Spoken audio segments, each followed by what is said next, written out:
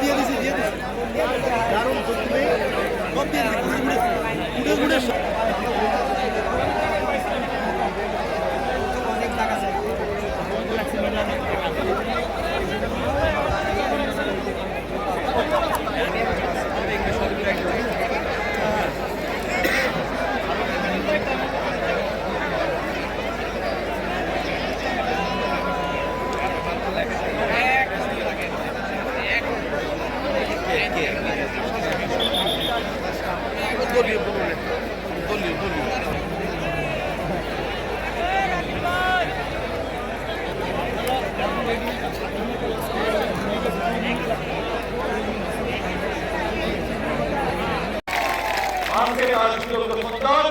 সেই ধারা অনুযায়ী এই আজকের এই কাজটা করা হবে ইনশাআল্লাহ।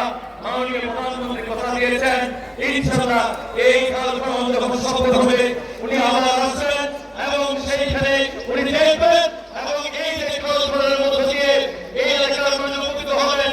আমি গত সপ্তাহে এসেছিলাম, তখন আপনারা আমাকে বলেছিলেন এই কাজে অনেক মানুষ এখনো তাদের বিভিন্নভাবে দখল করে আছে। সেই দিন কিন্তু আমরা কথা দিয়েছিলেন মাননীয় প্রধানমন্ত্রী যখন এই কাজকর্ম উদ্বোধন করবে আমরা জনগণের স্বার্থে সবাইকে হয়ে জনগণকে সম্পৃক্ত করে এই কাজ যেন আবার সেই বহু বাঙালিরা আছে যারা ঘরে হাঁস পালেন বা হাঁস পালতেন আগে, কিন্তু এই খালে পানি না থাকার কারণে অনেকের ঘরে সেটা সম্ভব হয় না।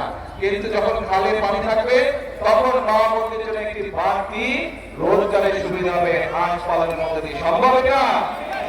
আমরা যদি সকলে মিলে কষ্ট করে অবশ্যই সম্ভব। আমরা যদি সকলে মিলে পরিশ্রম করে তাহলে অবশ্যই ভাগ্যের পরিবর্তন করা সম্ভব, তাহলে অবশ্যই দেশের অবস্থার পরিবর্তন করা সম্ভব, তাহলে অবশ্যই দেশের মানুষ ভালো থাকতে পারবে।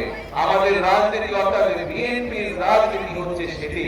আপনারা দেখেছেন নিশ্চয়ই, কম বেশি সকলের মনে আছে, এই যে প্রায় 2 মাস 2.5 মাস আগে নির্বাচনটি হয়ে গেল, এই নির্বাচনের আগে কিন্তু আমরা দেশের মানুষের কাছে প্রতিশ্রুতি দিয়েছিলাম যে বিএনপি আল্লাহর রহমতে দেশের মানুষের সমর্থন নিয়ে সরকার গঠনে সক্ষম হলে দেশে আমরা শহীদ জিয়ার রেখে দেওয়া সেই খাল খনন কর্মসূচি শুরু করব এবং ইনশাআল্লাহ আগামী 5 বছরে আমরা চেষ্টা করব সারা দেশে এই উলসি বা যেটাকে এই এলাকার মানুষ জিয়া খাল হিসাবে চিনে এইরকম প্রায় 20,000 কিলোমিটার খাল আমরা খনন করতে চাই, যাতে করে গ্রামের মানুষ, গ্রামে বসবাসকারী মানুষ, কৃষক মা-বোনরাও, এলাকাবাসী হোক, তরুণ সমাজের সদস্যরা, তরুণরাও বিভিন্ন রকম আয় রোজগারের সুবিধা সেখান থেকে করতে পারে। আমরা খাল খনন সেই জন্য করতে চাই। এই খাল খননে বিশেষ করে কৃষক ভাইরা সেই সুবিধা পাবে। শুধু ভাই বোনেরা তাই নয়, আমরা নির্বাচনের আগে বলেছিলাম এই যেখানে বহু মা-বোন এখানে অপেক্ষা করছে, 20 কোটি জনসংখ্যা বাংলাদেশের, এর অর্ধেক হচ্ছে নারী। দেশনেত্রী খালেদা জিয়া এই নারীদের জন্য শিক্ষা ব্যবস্থাকে ফ্রি করে দিয়েছেন, ইন্টারমিডিয়েট পর্যন্ত, ডিগ্রি পর্যন্ত ফ্রি করে দিয়ে গেছেন। প্রথমবার করেছেন স্কুল পর্যায়ে, ইন্টারমিডিয়েট পর্যায়ে, দ্বিতীয়বার করেছেন ইন্টারমিডিয়েট পর্যায়ে। এই খালেদা জিয়ার সেই কর্মসূচির অংশকে আমরা আরো সামনে নিয়ে যেতে চাই। এই জন্য আমরা সিদ্ধান্ত গ্রহণ করেছি যে ইনশাআল্লাহ খালেদা জিয়া ইন্টারমিডিয়েট ডিগ্রি পর্যন্ত করে দিয়েছেন, আমরা মেয়েদের শিক্ষা ব্যবস্থা ইনশাআল্লাহ ডিগ্রি পর্যন্ত অথবা উচ্চতর পর্যন্ত ইনশাআল্লাহ বিনামূল্যে ব্যবস্থা করব। শুধু এইটা হবে আমাদের এই এলাকার কর্মসূচির একটি অংশ। শুধু মেয়েদের শিক্ষা ব্যবস্থা আমরা ডিগ্রি পর্যন্ত ফ্রি করবো না, একই সাথে আমাদের যে মেয়েরা ভালো রেজাল্ট করতে পারবে তাদের জন্য আমরা উপবৃত্তির ব্যবস্থা করবো সরকার থেকে, যাতে করে তারা আরো উচ্চতর শিক্ষা লাভ করতে পারে।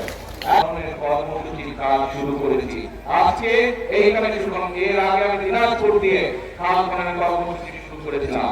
প্রিয় ভাই বোনেরা, আমরা বলেছিলাম মা বোনদের এরকম শিক্ষার ব্যবস্থা আমরা এই পর্যন্ত চোখে থেকে শুরু করে উচ্চতর পর্যন্ত আমরা ফ্রি করবো, একই সাথে উপবৃত্তি দিব আমরা যেরকম, ঠিক একইভাবে আমরা বলেছিলাম এই মাদেরকে শিক্ষার পাশাপাশি স্বাবলম্বী করার জন্য আমরা ফ্যামিলি কার্ড দিব মা বোনদের হাতে। বিশেষ করে যে সকল মায়েরা, যে সকল বোনেরা পরিবারের প্রধান, সেই নারী প্রধান পরিবারের হাতে, পরিবারের প্রধান নারীর হাতে আমরা ফ্যামিলি কার্ড পৌঁছবো, সেটারও কাজ আমরা শুরু করেছি। ইনশাআল্লাহ আগামী 5 বছরের মধ্যে আমরা চেষ্টা করব সকল গ্রামে, বাংলাদেশের সকল গ্রামে সকল মায়েদের কাছে এই ফ্যামিলি কার্ড পৌঁছে দেওয়ার চেষ্টা করবো ইনশাআল্লাহ। আমরা এর মাধ্যমে প্রতি মায়ের কাছে, প্রতি নারী পরিবারের প্রধানের কাছে আমরা মাসে সরকারের পক্ষ থেকে ইনশাআল্লাহ 2,500 টাকা করে পৌঁছে দেওয়ার ব্যবস্থা করবো, যাতে করে তারা তাদের সন্তানদের দেখভাল করতে পারে, তাদের সন্তানের পড়ালেখা দেখভাল করতে পারে ভালো করে। মায়েদের কাছে আমরা যেরকম ফ্যামিলি কার্ড পৌঁছে দিচ্ছি, সেরকম আরেকটি কার্ড দিতে চাই, সেটি হবে এলপিজি কার্ড। এলপিজি কার্ড এইটা আমরা মা-বোনদেরকে পৌঁছে দেবো, যাতে করে মা-বোনদেরকে রান্না বান্নার জন্য কষ্ট করতে না হয়। প্রিয় ভাই বোনেরা, আমরা বলেছিলাম যে বিএনপি সরকার গঠন করলে কৃষক ভাইদের জন্য আমরা কৃষি কার্ড দিব, কৃষক ভাইদের আমরা 10,000 টাকা পর্যন্ত কৃষি ঋণ যেটা আছে সেটা আমরা বহুতের ব্যবস্থা করবো। আল্লাহর রহমতে আমরা সেই কাজ শুরু করেছি এবং সরকার গঠনের প্রথম 10 দিনের ভিতরে আমরা কৃষকদের যে যাদের 10,000 টাকা পর্যন্ত কৃষি ঋণ ছিল তাদের সেই কৃষি ঋণ আমরা বহু করেছি। মানুষ বেকার হয়ে গিয়েছে, বহু যুবক বেকার হয়ে গিয়েছে। আমরা বলেছিলাম এই কলকারখানাগুলো চালুর ব্যবস্থা ইনশাআল্লাহ আমরা করবো। আমরা সেই কাজে ভাবছি আগামী 2-4 মাসের মধ্যে ইনশাআল্লাহ বাংলাদেশে অনেকগুলো বন্ধ হয়ে যাওয়া কলকারখানা আবার চালু করা সম্ভব হবে, যার ফলে বেকার অনেক বেকার যুবক নতুন করে কর্মসংস্থানের সুযোগ পাবে। শুধু তাই নয়, আমরা বিভিন্ন শিল্প উদ্যোক্তারা যারা আছে তাদেরকে আমরা দেখেছি, তাদের সাথে কথা বলছি, তাদের বিভিন্ন অসুবিধা যেগুলো আছে সেগুলো আমরা সরকারের পক্ষ থেকে সমাধানের চেষ্টা করছি, যাতে করে তারা নতুন নতুন শিল্প কারখানা তৈরি করে এবং যাতে করে এই দেশে যারা তরুণ যুবক আছে কর্মসংস্থান, যাদের কর্মসংস্থান নেই, যারা বেকার হয়েছে তারা যাতে কর্মসংস্থানের সুযোগ পায়, সেই কাজগুলো আমরা শুরু করেছি। কিন্তু পাশাপাশি এলাকার মানুষ যারা আছেন, এলাকার তরুণ সমাজ যারা আছেন, আপনাদেরকে আমাদের সাথে হাত লাগাতে হবে। পারবেন হাত লাগাতে এই ভাবে আপনাদের সকলকে, কারণ এই দেশটা এই দেশের জনগণ, এই দেশের মালিক এই দেশের জনগণ, এই দেশের মালিক যেহেতু এই দেশের জনগণ এবং বিএনপি যেহেতু এই দেশের জনগণের জন্য রাজনীতি করে, আমাদের প্রত্যেকটি কর্মসূচি হবে মানুষের জন্য, আমাদের প্রত্যেকটি কর্মসূচির বাস্তবায়ন হবে মানুষের ভাগ্য পরিবর্তনের জন্য। প্রিয় ভাই বোনেরা, বিগত 17 বছর যাবৎ এই দেশ স্বৈরাচারের কবল ছিল। 2024 সালের 5ই আগস্ট বাংলাদেশের ছাত্র জনতা ঐক্যবদ্ধ হয়ে স্বৈরাচারকে বিদায় করেছে। প্রিয় ভাই বোনেরা, এখন হচ্ছে দেশ গঠনের পালা। এখন হচ্ছে এই দেশকে আমাদের গড়ে তুলতে হবে, এই দেশের মানুষের জন্য কর্মসংস্থানের ব্যবস্থা করতে হবে, পৌঁছে দিতে হবে। এই দেশের বেকার যুবক বলুন, এই দেশের বেকার তরুণদের বলুন, তাদের শিক্ষা এবং তাদের কর্মসংস্থানের ব্যবস্থা করতে হবে। এই দেশের কৃষকদের আত্মনির্ভরশীল করার জন্য তাদের পাশে এসে দাঁড়াতে হবে। এই দেশে আমাদের গাছপালা কমে যাওয়া, বৃষ্টি ফল কমে গিয়েছে, সেই জন্য বৃক্ষরোপণ কর্মসূচি আমরা সিদ্ধান্ত নিয়েছি, আমরা এই পরিকল্পনা গ্রহণ করেছি। ইনশাআল্লাহ আগামী 25 বছরের প্রায় সারা দেশে আমরা চেষ্টা করবো ইনশাআল্লাহ আল্লাহর রহমতে 25 কোটি বৃক্ষরোপণ করার জন্য। প্রিয় ভাই বোনেরা, আজ এই কাজ কর্মসূচির কাজ আমরা শুরু করলাম, এরকম প্রত্যেকটি কাজ আমরা করতে চাই যার সাথে জনগণের ভাগ্য জড়িত। প্রিয় ভাই বোনেরা, এই 5 আগস্ট 2024 সালের 5 আগস্ট এই স্বৈরাচারকে বিদায় করেছি, তারপরে আমরা সংসদের দক্ষিণ পাড়ায় সকল রাজনৈতিক দল একত্রিত হয়ে জুলাই সনদ আমরা স্বাক্ষর করেছি। আজ এই হাজার জনতার সামনে আমি পরিষ্কার ভাবে বলে দিয়ে যেতে চাই, পার্লামেন্টের জাতীয় সংসদের দক্ষিণ পাড়ায় যে জুলাই সনদ বিএনপি সহ অন্যান্য রাজনৈতিক দল স্বাক্ষর করেছে, আমরা সেই স্বাক্ষরিত জুলাই সনদের প্রত্যেকটি লাইন, প্রত্যেকটি শব্দ ইনশাআল্লাহ পর্যায়ক্রমিকভাবে সেই কিন্তু অনেকে কোন কোন ব্যক্তি, কোন কোন রাজনৈতিক দল আজকে আমরা দেখতে পাচ্ছি যে গণভোট হয়ে গিয়েছে, সেই গণভোটের রায়কে ভিন্ন খাতে তারা প্রভাবিত করতে চাচ্ছে এবং সমগ্র দেশে একটি বিভ্রান্তি তৈরি করতে চাচ্ছে। প্রিয় ভাই বোনেরা, এই যে আমার বক্তব্যের শুরুতে আপনাদেরকে যে পরিকল্পনাগুলোর কথা আমি আপনাদের সামনে তুলে ধরলাম, আপনারা এই হাজারো মানুষ হাত তুলে বলেছেন যে এই পরিকল্পনাগুলো যদি সফল হয় তাহলে ইনশাআল্লাহ দেশের মানুষের ভাগ্যের পরিবর্তন হবে। তাই তো নাকি? ঠিক বলেছে?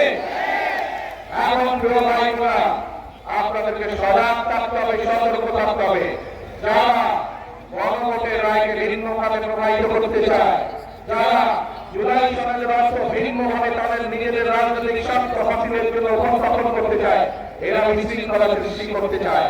এই বিশৃঙ্খলা যদি সৃষ্টি করতে পারে তাহলে জনগণের যে কর্মসূচি, ফ্যামিলির যে কর্মসূচি, মাহবুবের যে কর্মসূচি, কৃষক কালের যে কর্মসূচি, কৃষকদের খাল খননের যে কর্মসূচি, বেকার যুবকদের জন্য কর্মসংস্থানের জন্য মিল কারখানা, বন্ধ মিল কারখানা চালু করার যে কর্মসূচি, নতুন কলকারখানা চালু করার যে কর্মসূচি, স্বাস্থ্য সেবা গ্রামে গ্রামে পৌঁছে দেওয়ার যে কর্মসূচি, সকল কর্মসূচি ব্যাঘাত হবে এই বিশৃঙ্খলা যদি আশকারা পায়। প্রিয় ভাই বোনেরা, আপনারা কি সতর্ক থাকতে পারবেন? জনগণের কর্মসূচি যাতে করে জনগণের কর্মসূচি ব্যাহত হয়, সেই জন্য জনগণকে সতর্ক থাকতে হবে। প্রিয় ভাই বোনেরা, আজকে আমরা দেখেছি বিগত স্বাধীনতার পর থেকে বিভিন্ন সময় কারা কারা দেশে অশান্তির চেষ্টা করেছে, বিভ্রান্তির চেষ্টা করেছে, বিশৃঙ্খলার চেষ্টা করেছে। যতবার বিএনপি দেশের মানুষের ভাগ্য পরিবর্তনের জন্য কর্মসূচি গ্রহণ করেছে, অতীতে আমরা দেখেছি আন্দোলনের নামে কিভাবে 173 দিন হরতাল করা হয়েছিল। মনে আছে আপনাদের? 173 দিন কিভাবে দেশের অর্থনীতিকে ধ্বংস করে দেওয়ার চেষ্টা করা হয়েছিল। প্রিয় ভাই বোনেরা, এখনো আবার সেই ভুল আরেকজনের কাছে গিয়ে আসল করেছে। আপনাদেরকে এই ব্যাপারে প্রিয় ভাই বোনেরা সতর্ক থাকতে হবে।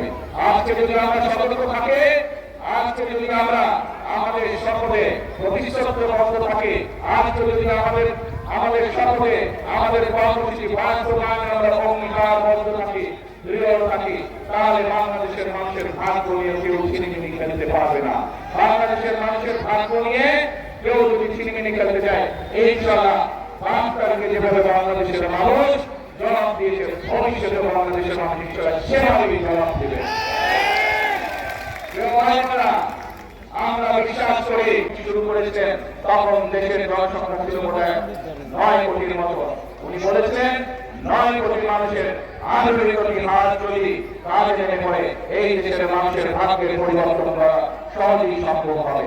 প্রিয় ভাই বোনেরা, সেই জন্য আমরা দেখেছি উনি যে দেশ স্বাধীনের পরে 1974 সালে যেখানে দুর্ভিক্ষে 7 থেকে 8 লক্ষ লোক না পেয়ে মারা গিয়েছিল, শহীদ জিয়ার এই খাল খনন কর্মসূচি যখন শুরু করলেন, তখন শুধু পানি দিয়ে দেশের খাদ্য উৎপাদন শেষ সুবিধার কারণে দেশের খাদ্য উৎপাদন দ্বিগুণ হয়েছিল। এবং শুধু তাই নয়, এই দেশ থেকে বাংলাদেশের মানুষ বিদেশেও খাদ্য রপ্তানি করা সম্ভব হয়েছিল। সেজন্য প্রিয় ভাই বোনেরা, আজ আমাদের শপথ নিতে হবে, এই 20 কোটি মানুষের 40 কোটি হাত আজ বসে থাকলে চলবে না। 20 কোটি মানুষের 40 কোটি হাত আজ দেশ গঠনের কাজে লাগাতে হবে। 20 কোটি মানুষের 40 কোটি হাত আজকে দেশের মানুষের ভাগ্য পরিবর্তনের কাজে আজকে লাগাতে হবে। তাহলে এই দেশের মানুষের ভাগ্যের পরিবর্তন হবে, এই দেশের ভাগ্যের পরিবর্তন হবে। প্রিয় ভাই বোনেরা, আমাদের চোখের সামনে যে গত 5ই আগস্ট ফ্যাসিবাদের পতন করেছে, কাজে এই দেশের মানুষ আমাদের নিজের দেশকে গড়ে তুলতে প্রতিশ্রুতিবদ্ধ। এই দেশের 20 কোটি মানুষের 40 কোটি আবার এই দেশকে গড়ে তুলতে পারবে ইনশাআল্লাহ। প্রিয় ভাই বোনেরা, সেই জন্যই আমরা যেমন বলি প্রথম বাংলাদেশ আমার শেষ বাংলাদেশ, একই সাথে আমরা বলি করব কাজ করব দেশ। সবাইকে